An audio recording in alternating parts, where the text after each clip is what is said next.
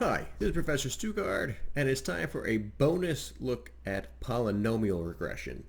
So we just looked at linear regression, which again comes up with the best hyperplane or line to describe our data set. But we can also do different polynomials as well. So we're going to take a look at a 2-degree polynomial in 3 space, which is also known as a quadratic surface.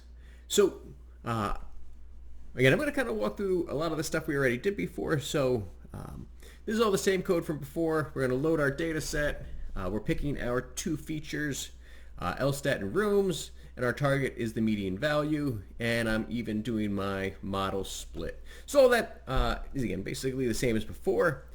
Now, what I'm going to do to make this a little bit different is to do my polynomial regression. I do need to load this one extra line. So from sklearn pre-processing, I want to load my polynomial features. Now again, I'm still doing my linear model from linear regression, but I need my polynomial features as well. So this is the new part here. Everything else is pretty much the same. And now when I actually train my model, I'm going to define my degree. So I'm going to start with degree equals 2.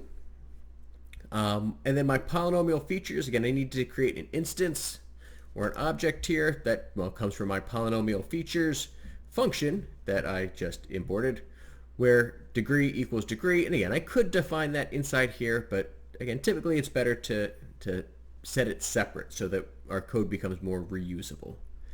And so then I'm going to take my polynomial features and I'm going to fit it. And I'm going to do a fit transform on X training data, which turns it into X training data for a polynomial. Again, I'm just going to run that code. So let's print out the formula. So a quadratic surface in R3 is when we have a polynomial function of degree 2 with 2 independent variables, x1 and x2. And so our formula becomes y equals b0, so we still have our intercept. Then b1 times our first variable x, b2 times our second variable, again, typically y. Now, what we then do afterwards, this part is basically making it into a quadratic. We need to consider each combination that could get us to a quadratic term. So we could take the first variable x, raise it to the second power, or we could do x times y, because again that'll be a second degree, or we could do y to the second power. So again, y is going to be that dependent variable in this form, and then b0 is the intercept, and then the other coefficients. So when I print out my polynomial features, again, based upon what I just set up, we can see, again, number 1, that is my coefficient, then x, y, x squared, x times y, and then y squared. And again, that matches up with my hyperplane. Next, I'm going to create my model, and again, my model is still going to be done using linear regression. It still fits under that same concept, except when I fit my model now, I'm going to fit it to my X training data that was set up as a polynomial, which again we did up here, right? We set the polynomial features. Again, I'm still using the Y train, so we run that. My output, my linear regression worked. So now this is where I can test to see how well it worked. I'm going to get my R squared value. So again, this is basically the same code we looked at before, but now we're doing it with my polynomial features. And we see that the R squared is 0.759. Now, when we did just a simple linear regression where it was a hyperplane, where again it was at that flat surface, my R squared value was 0.629, I think. I think it was like rounded to 0.63. This one is obviously doing better. My R squared value is higher. That's a better thing. We're getting almost 0.76. So we're actually doing better. It turns out the second degree polynomial is going to model it a little bit better. And now I'm going to print out my intercept and my coefficients, just like we did before. So the first one is my intercept. So with these values, I'm now going to show what this function is actually going to look like. So let's edit this markdown cell by double clicking. So my intercept is the 28.3. I'll round to 1 decimal place here. And then my first one. So this 0, right, 0 is just 0. We ignore it. That's not part of it. And again, if you count, we have 1, 2, 3, 4, 5, 6. There's too many coefficients.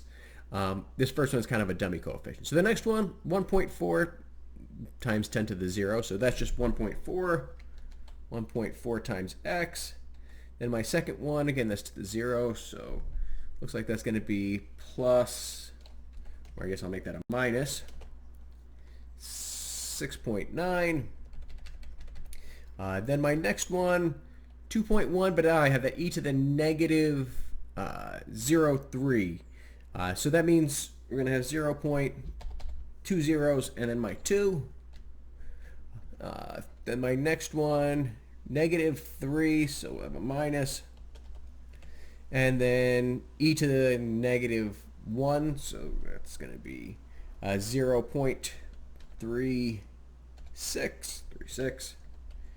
And then my last one there looks like 1.19, so 1.2. So really, this is the function that would best model, this is the quadratic function that best models my data. Now let's graph it. So again, this is all the stuff we did before, my map plot, my 3D plot with axes, and the pre-processing stuff. I'm actually run through setting up my data set like we did before. Here's the scatter plot. Again, my figure size, I'm doing 15 by 15, a 3D projection where it's my LSTAT, my rooms, then my target variable, my color's red, here's my labels. If I want to do a polynomial surface, it's the same idea. I still got to create my mesh grid. So I create my mesh grid, so still from 0 to 40 for LSTAT, still from 0 to 10 for the number of rooms. And now my polynomial of function of degree 2. So again, I'm basically just copying everything that I did before, where I'm fitting my polynomial. I've just kind of copied and pasted that code over again to this new cell. We have my model. I'm fitting my model. And then now my function z, though, which again is a function of x and y, my intercept, and then I have my coefficient. So remember, that first one was a dummy one. So we really start at indexing 1, and then we just kind of, again, follow through with that order that it gave us before up here. So x, y, x squared, x times y, y squared. Now, to do exponents in Python, we do the double times sign, right? Like repeated multiplication. So x to the 2.